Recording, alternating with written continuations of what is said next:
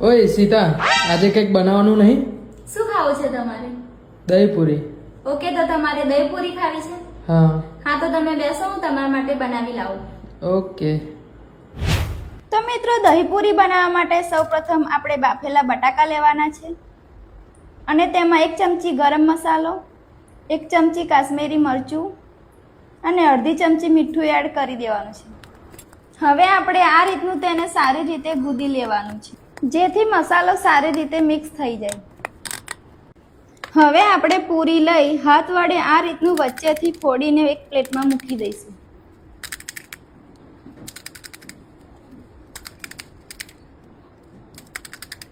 હવે આપણે તૈયાર કરેલો મસાલો પૂરીમાં 1 ચમચી મૂકતા જઈશું.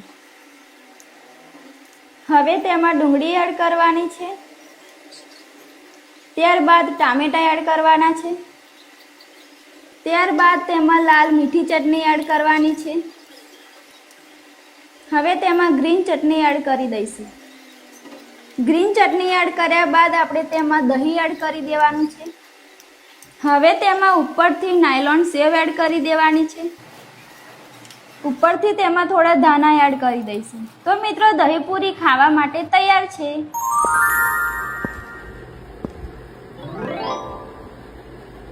અરે વાહ, થેન્ક યુ.